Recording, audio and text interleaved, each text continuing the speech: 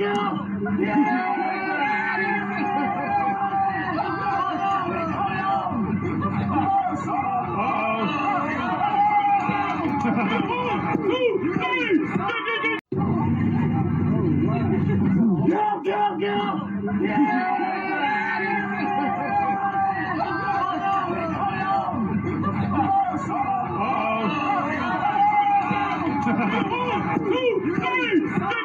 Quarter as he gets it across the 50 down to the 49. Even game tackles like that. Right?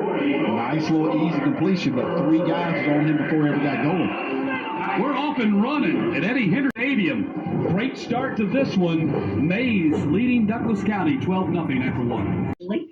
You know, we weren't going to let this stuff ride, y'all. This is crazy. And then the poor kid done forgave his coach. He said he forgive his coach and hope he take full accountability for what he did. And I guess the kid said he was going to take full accountability. Y'all please like, share, subscribe on the flow. Y'all read that title. Florida football coach suspend himself, y'all. I can't believe him. He done snapped on his poor child. Man, if y'all don't go look this up, you see the man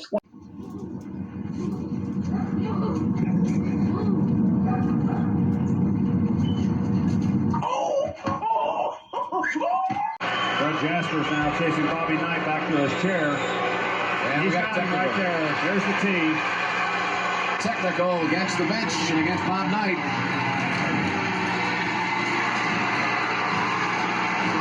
Steve Reed, an excellent free throw shooter, will have the honors shooting the technicals. Looky here. Bobby Knight just threw his chair clear across the free throw lane.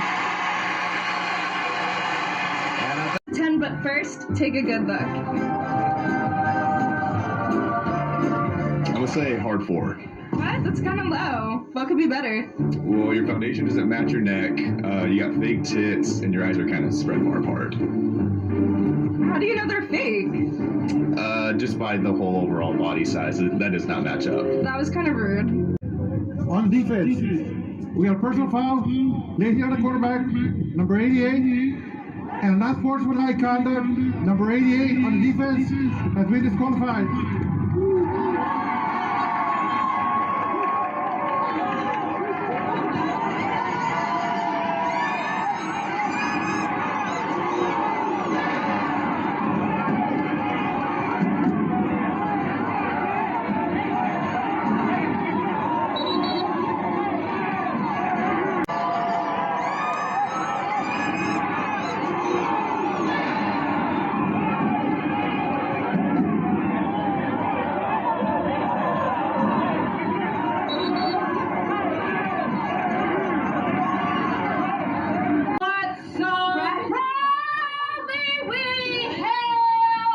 Fifty-two-year-old chemistry teacher Margaret Giesinger sings the national anthem while cutting a student's hair. By the twilight! The student can't believe what's happening. Next. I'm not done. That's when Giesinger turns her scissors on a young lady who flees before any hair is cut. Total chaos ensues. The whole class runs for the exit, and the teacher ended up getting arrested for alleged child endangerment. Just as a stranger walks up the driveway. She's oblivious as the dude with the bushy red hair gets closer and closer. Then it happens.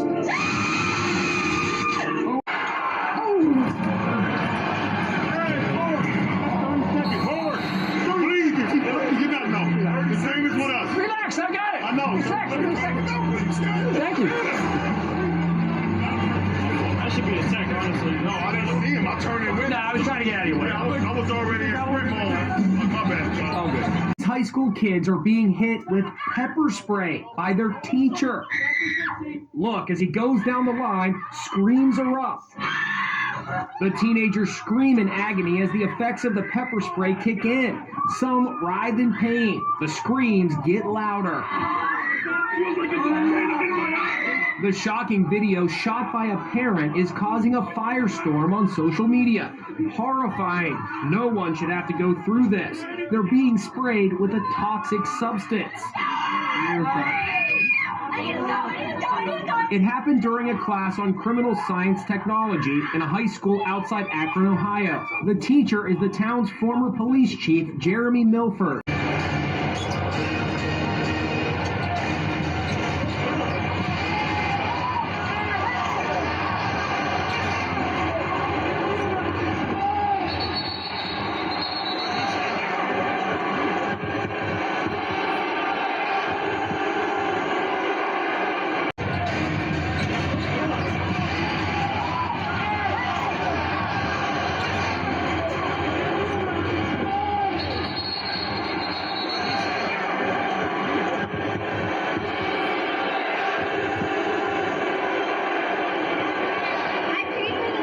And Schutz was the one to stop to say something there, and then Schutz hit Brett in the face.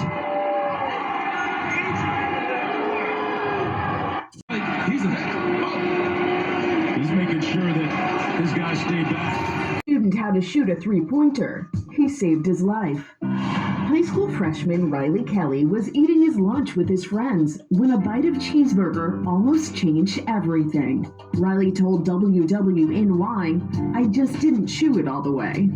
Surveillance video released by Nebraska's Papillon La Vista Community Schools shows basketball coach Joel Huser working on his laptop while on duty in the lunchroom. He notices Riley is struggling to breathe and immediately goes over to help. Coach Huser wrapped his arms around the teen and performed the Heimlich maneuver, first while Riley was seated, then standing him up for better control. It's a technique Coach Huser says he is certified in every 2 years during CPR training. Police said it was a deliberate hit, charged him with assault, but as ABC's John Miller reports, the coach says the tape tells a different story. It's the split-second shove dividing a Utah community.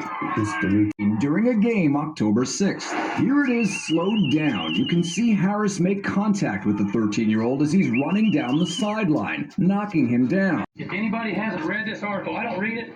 This was brought to me by a mother of children. I think this is worth reading. Let me tell you why I'm talking about this article. 3/4 of this is inaccurate. It's fiction. And this article embarrasses me to be involved with athletics tremendously. And that article had to have been written by a person that doesn't have a child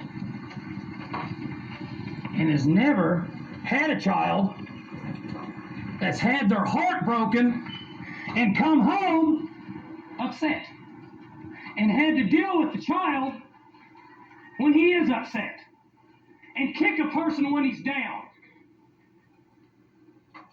Here's all that kid did. He goes to class. He's respectful to the media. He's respectful to the public. And he's a good kid. And he's not a professional athlete. And he doesn't deserve to be kicked when he's down. If you have a child someday, you'll understand how it feels. But you obviously don't have a child. I do. If your child goes down the street and somebody makes fun of him because he dropped a pass in a pickup game, or says he's fat, and he comes home crying to his mom, you'd understand. But you didn't have that. But someday you will. And when your child comes home, you'll understand. If you want to go after an athlete, one of my athletes, you go after one that doesn't do the right things. You don't downgrade him because he does everything right and may not play as well on Saturday. And you let us make that decision. That's why I don't read the newspaper. Because it's garbage. And the editor that let it come out is garbage.